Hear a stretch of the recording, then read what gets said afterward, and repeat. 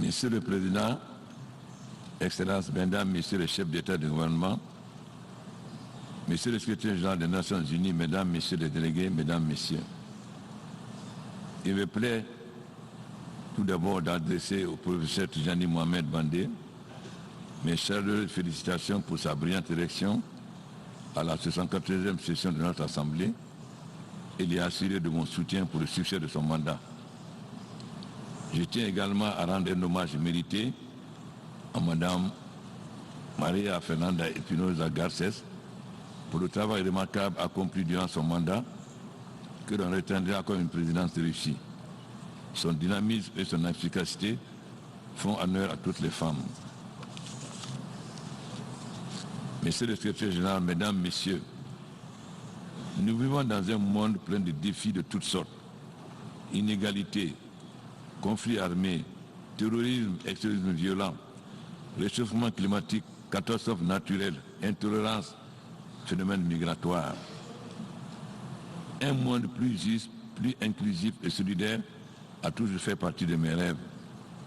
D'abord comme un jeune étudiant révolutionnaire, puis comme un militant politique, dans une époque où l'aspiration pour un monde meilleur était le moteur et la raison même de notre existence.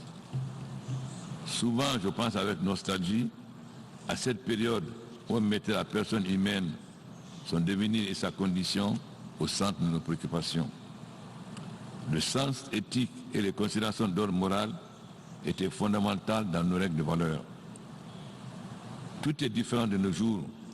On se demande pourquoi et comment on a pu perdre ainsi nos valeurs pour arriver à ne plus avoir de respect pour rien et pour personne. La situation que nous vivons aujourd'hui est le reflet de cette transformation.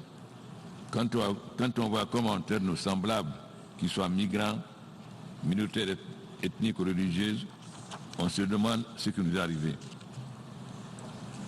Nous oublions que nous sommes tous de passage et que nous avons comme mission et devoir de protéger et respecter notre prochain et préserver cette terre que nous avons héritée de nos ancêtres et que nous devons transmettre à notre tour aux générations futures.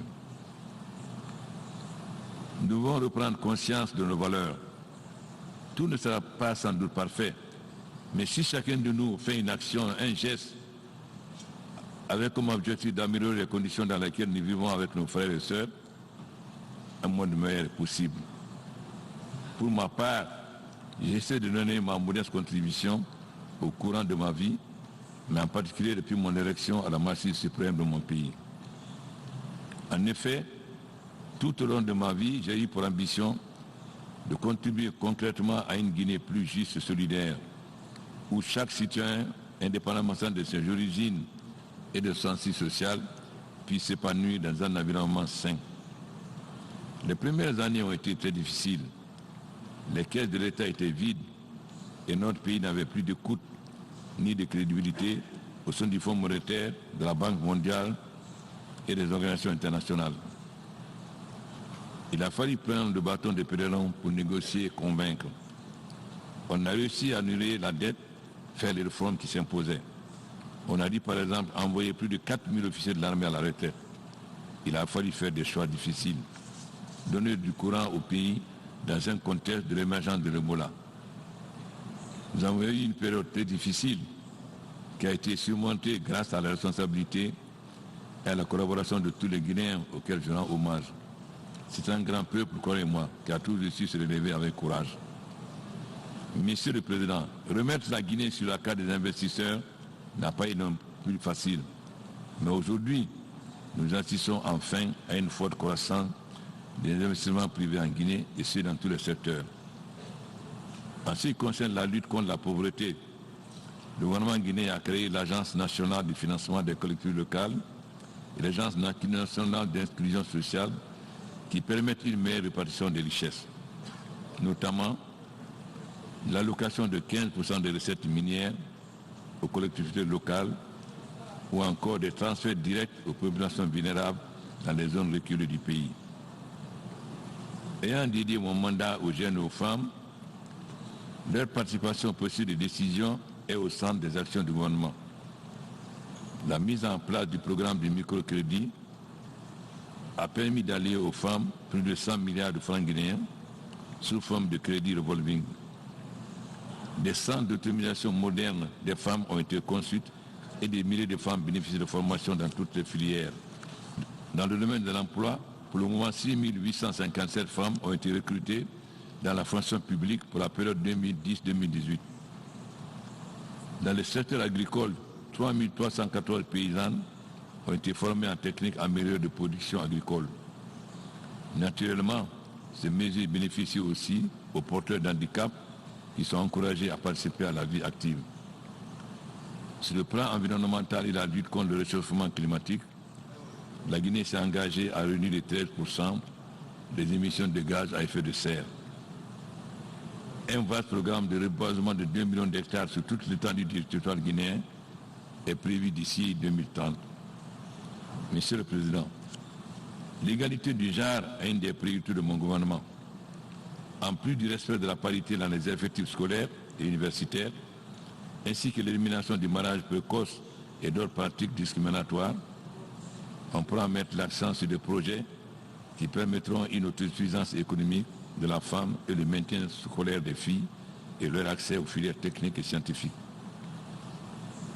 Pour combattre le chômage, nous avons aussi mis en place des programmes de partenariat public-privé au service des jeunes et des femmes qui ont atteint pour le moment 140 millions de dollars d'investissement, mais que nous comptons augmenter sensiblement.